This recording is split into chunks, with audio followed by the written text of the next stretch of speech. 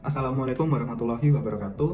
Saya Hilmi Abian Rizky dengan NIM 432231015 dari kelas DIP 1A Surabaya. Pada video kali ini saya akan menjelaskan terkait interpretasi dari dua data. Yang pertama yaitu kasus keluhan subjektif flow backband pada pekerja bagian packing dan bagian administrasi. Kemudian hasil tes kebugaran berdasarkan kebiasaan olahraga pada pekerja administrasi. Untuk data yang pertama, terdapat grafik batang yang menunjukkan keluhan subjektif low back pain pada pekerjaan packing dan administrasi yang terbagi menjadi dua kategori, yaitu nyeri punggung dan normal. Pada pekerjaan packing, terdapat 9 orang yang mengalami keluhan nyeri punggung, sedangkan 8 orang lainnya dalam kategori normal atau tidak mengalami keluhan nyeri punggung.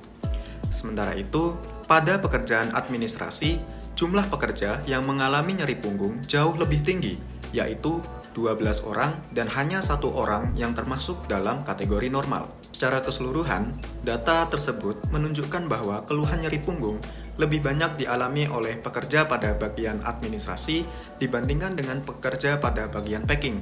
Hal ini dapat disebabkan oleh faktor-faktor seperti postur kerja yang kurang ergonomis, dan kurangnya kesadaran para pekerja administrasi untuk melakukan peregangan pada saat bekerja.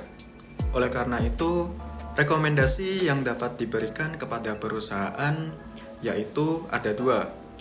Yang pertama, perusahaan melakukan pengendalian faktor ergonomi tersebut dengan cara mengganti tempat kerja, mengatur waktu kerja, dan waktu istirahat sesuai arahan Permenaker nomor 5 tahun 2018 Pasal 23 ayat 4. Dan yang kedua, perusahaan melakukan pengendalian risiko, yaitu administrative control, berupa pemasangan poster berisikan tata cara melakukan peregangan di sela-sela waktu kerja.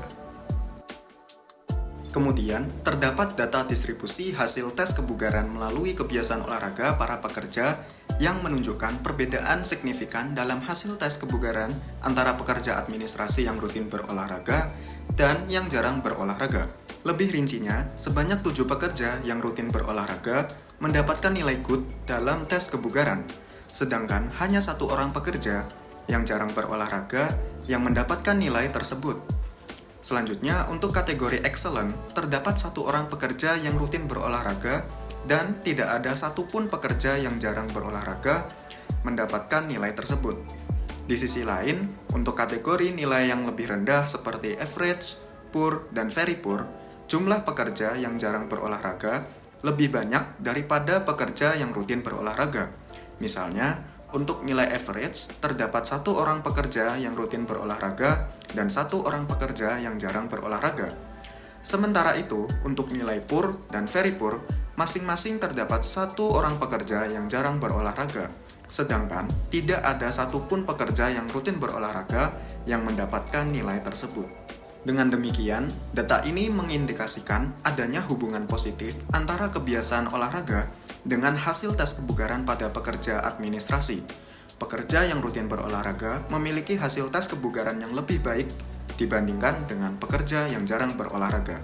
Oleh karena itu, rekomendasi yang dapat diberikan kepada perusahaan yaitu pertama, perusahaan mengadakan program kesehatan yang dapat menjaga kebugaran tubuh para pekerja administrasi.